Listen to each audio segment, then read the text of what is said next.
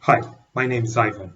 My solution is for a value alignment problem in a deep reinforcement learning robot that's equipped with a reward function that optimizes the robot to complete a fetch request for items located in all permissible areas of a household. A value alignment problem occurs when an AI's actions towards an end goal conflict with human values. Examples of value alignment problems in this case may include a successful fetch request in which children gain access to items that might endanger them, for example, alcohol, a weapon, or prescription drugs.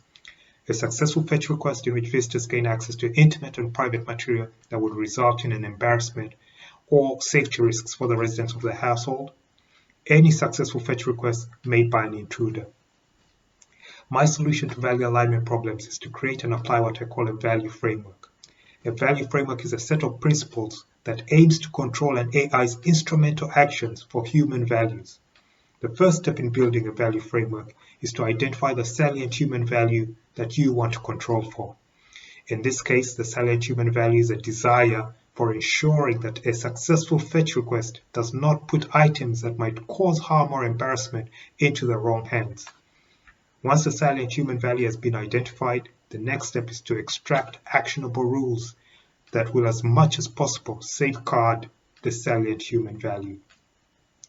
In this case, the risk lies in putting items in the wrong hand. The primary task is sorting requesters into groups and working out the limitations to put onto each group.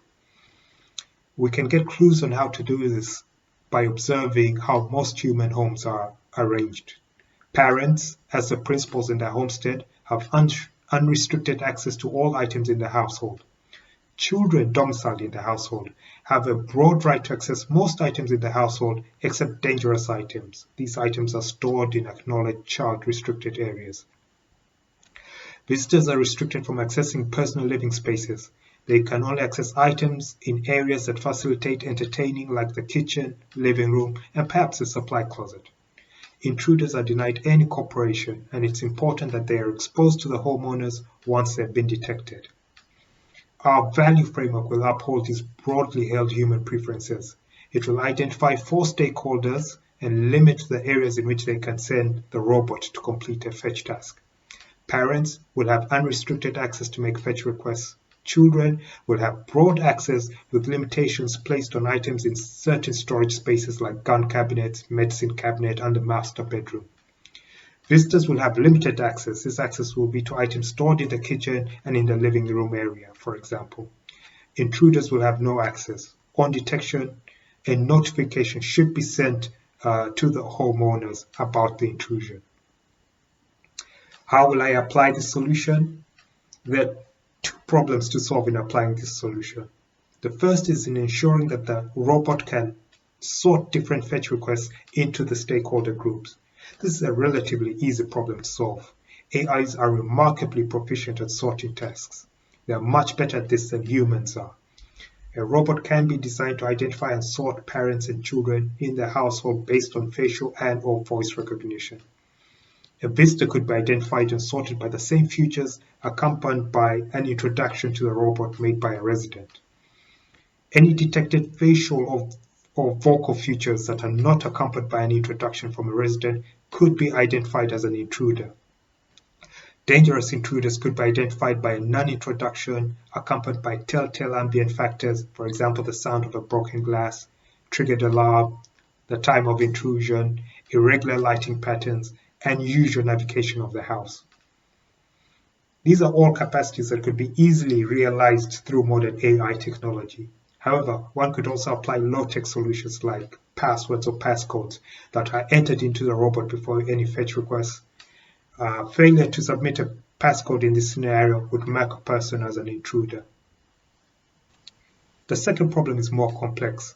How should you encode the desired behavior for each of the different stakeholders into a deep reinforcement learning agent? Reinforcement learning agents learn through a method in which a reward signal is paired to a goal. The agent is then motivated to learn actions, instrumental actions that maximize the reward signal. For a robot that fetches, the most intuitive path would be to pair a reward signal against a successful completion of a fetch task. This will teach the robot how to fetch. However, it will not teach the robot the different preferences for each stakeholder group. The traditional approach to solving problems like this has focused on making adjustments to the formalized motivation of the agent, either by adjusting the reward function, the optimization criteria, or the exploration strategy of the agent to incorporate human behavior preferences into them. This strategy is difficult because human preferences are very complex. Some have even argued that they're too complex to be formalized.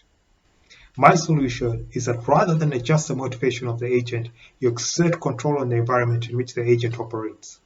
Reinforcement learning agents learn from feedback in their environment. If you control the environment, then you can control what the agent learns. I propose that the fetch robot perceives and makes decisions in an augmentable environment. The environment is augmentable in the sense that it adjusts its rewards and punishments in concert with the value framework. The augmentations will be simple changes to the permissible areas in which the robot can venture into to complete a fetch request. For example, if the robot sorts a fetch request as coming from a parent, the environment it perceives will have no impermissible areas in which it can access. If the robot identifies a request coming from a child profile, the environment will be augmented to reflect child-restricted areas as impermissible, and the robot will be punished for venturing into these child-restricted areas. If the robot identifies an intruder, all areas of the house will be augmented to return punishment signals. The only reward in the environment will be sending a notification alert to the owners. Via this approach, the stakeholder preferences alter the environment according to the value framework rather than the agent's primary motivation. The feedback from the environment should teach the fetchbot to learn the human values from the value framework. Why did I choose this solution? Under this approach, the robot is propelled by a single, easy-to-encode motivation, i.e., the completion of a fetch task within the permissible areas of its environment. However, it learns human preferences for how to complete a task for each stakeholder through feedback from the environment. This is intuitively how humans learn value preferences. For example, I do not satisfy a motivation to eat an apple by hopping over my grumpy neighbor's fence and picking the apples from his tree, because I've been conditioned to believe that it will return negative feedback from the environment in the form of a reprimand or even physical harm. However, the environment feedback rules are different if the neighbor is an amiable family member. In this case, scaling the tree will not result in negative feedback. My motivation is the same, the environment is the same, but the feedback from the environment is different. This affects how I behave. A major strength of this solution is that it's easy to encode. It does not involve the complexity of trying to formalize complex human preferences into the agent. What changes is how the environment appears to the agent, depending on what category the request is sorted into. Again, this is not complex to program. It might help to think of the solution as comparable to a video game. Video games tend to center a playable agent who operates under a consistent motivation and prescribed movement. The agent is placed in different environments called game levels or stages, and propelled by the same motivation and movement must learn to navigate the environment. Deep reinforcement learning has been shown to be very effective at learning to play video games, in many cases far exceeding the capacity of human expert players. In this case, each stakeholder environment is like a different level in the video game. Each environment has slightly different rules, and the robot must learn to navigate these rules propelled by its primary motivation and by way of its prescribed movements. One weakness in this solution is in addressing how to accommodate the diversity in shapes and arrangements of the living spaces. The robot must be able to identify rooms and storage spaces in the wild. A solution to this problem is to have the labels and permissions prescribed as opposed to learned. In this scenario, once a fetchbot has been purchased, an installation technician or a detailed user guide maps and labels the residential area along with the access permission extended to the area for each stakeholder group into the robot. The solution is also effective for situations in which the owner's preferences diverge from broad preferences. For example, a parent might have a sickly child and might find it important that the child is able to access the medicine cabinet as needed. In this case, the installation mapping will omit the medicine cabinet as a restricted area for the child's profile.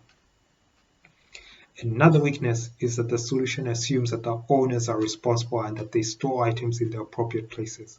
the solution might not be completely reliable in homes that don't have consistent and safe storage behavior.